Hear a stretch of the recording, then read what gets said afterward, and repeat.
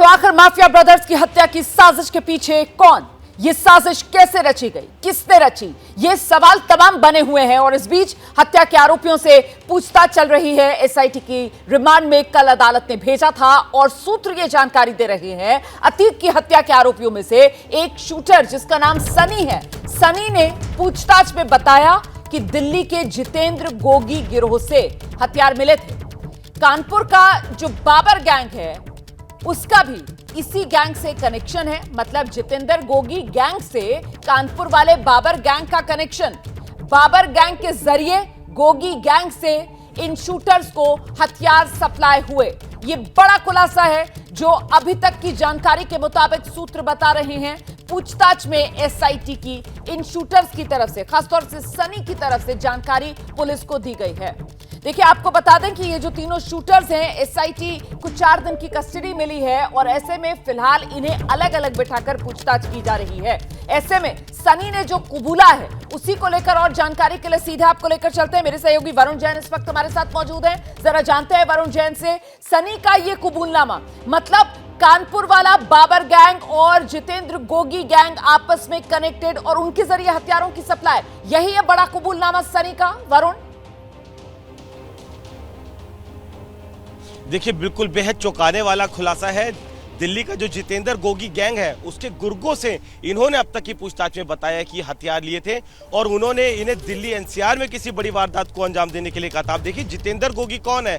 Lawrence Bishnoi का बेहद खास है, दिल्ली में जिसकी हत्या कर दी गई थी और जिसकी हत्या होने के बाद दीपक बॉक्सर इस पूरे गैंग को संभाल रहा था। तो बेहद जो कड़ियां हैं वो धीरे धीरे आगे बढ़ते हुए जो बड़े बड़े गैंगस्टर्स हैं उनसे जाके जुड़ रही है, जो कि कहीं ना कहीं ये इशारा कर रही है कि कहीं ये एक बहुत बड़ी साजिश तो नहीं थी। जो ये शूटर थे ये सिर्फ एक महज मोहरे तो नहीं थे कि जिन तक हथियार पहुंचाए गए और उनको खुद नहीं पता था कि कितनी बड़ी साजिश तैयार की गई है और उनके जरिए इस हत्याकांड को अंजाम दिलवाया जा रहा है। तो कहीं ना कहीं अभी जब जांच आगे बढ़ेगी, चीजें तथ्य वेरीफाई होंगे, तब पता चल पाएगा कि आखिरकार इस हत्याकांड के पीछे कौन है, कितनी बड़ी साजिश है। ऐसे वरुण मैं लौटूंगी आपके पास। और वरुण को आप देख रहे हैं वो इस वक्त नाव पर सवार हैं। आपके मन में ये बात आ रही होगी कि आखिरकार वरुण जैन नाव पर क्यों सवार हैं। तो मैं आपको बता दूं कि दरअसल जो माफिया क्वीन है शाइस्ता, उसकी तलाश इस वक्त ये प्रयागराज और कौशांबी वाले जो कछार के इलाके हैं वहां पर की जा रही है। और क्योंकि उसको भी वरुण जैन लगातार कवर कर रहे हैं, इसी वजह से वरुण इस वक्त आपको नाव पर सवार दिख रहे हैं और वहीं से वरुण हर अपडेट आप तक पहुंचा रहे हैं। वरुण, मैं लौटूंगी आपके पास। जरा जल्दी से एक और बड़ी खबर बता देते हैं दर्शकों को। इस वक्त की एक और ब्रेकिंग न्यूज ये सामने आ रही है। अतीक और अशरफ की हत्या करने वाले आरोपी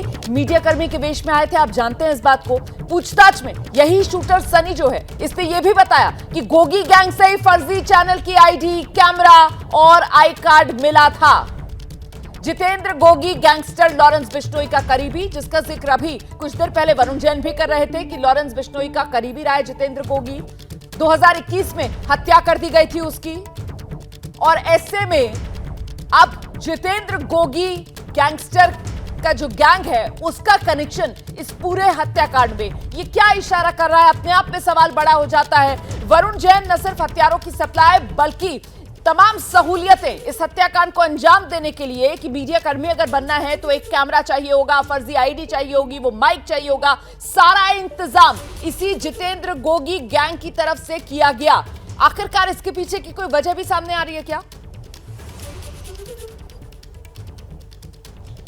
देखिए, बिल्कुल, क्योंकि प्रोफेशनली इस पूरी किलिंग को इंतजाम दिया गया है बहुत अच्छे से। जिसने भी जो मास्टरमाइंड है वो ये बात जानता था कि अतीक और अशरफ के आसपास काफी पुलिस रहती है, कैसे बेहद नजदीक तक अतीक तक पहुंचे और किसी और की कैजुअलिटी ना हो। जब हत्याकांड में, इस दोहरे हत्याकांड में इन दोनों को ही मार गिराया जाए तो इसकी पूरी प्लानिंग रची गई थी। तो यानी कि जो मास्टरमाइंड है बेहद शातिर है और उसी तरीके से इन तीनों को पहले तैयार किया गया। तैयार करने के बाद इनको बाकायदा आई कार्ड दिए गए, एनसीआर चैनल का एक कार्ड दिया गया, कैमरा दिया गया, आईडी दी गई, और जिससे कि ये बहुत नजदीक तक अतीक और अशरफ के पहुंच सके और इस हत्याकांड को अंजाम दे सके। तो कहीं ना कहीं जो ये पूरा जो आप इसको देखेंगे जो घटनाक्रम है, ये इस और की तरफ इशारा कर रहा है कि सिर्फ ये तीनों इस आरोपी नहीं, इनके पीछे कोई बहुत बड़ा मास्टरमाइंड है। और ये तो शुरू दिन से साफ हो गया था। जिस तरीके से अपनी एफआईआर में पुलिस की तरफ से 3 नामजद, मतलब ये 3 शूटर्स और बाकी अज्ञात लोगों के नाम पर एफआईआर दर्ज की गई थी। क्या मजबूरी है मेरी, बताइए।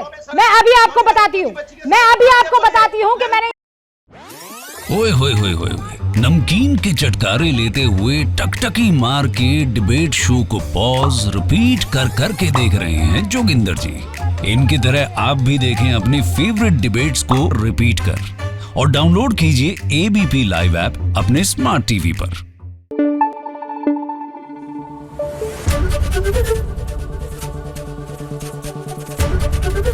एबीपी न्यूज आपको रखे आगे।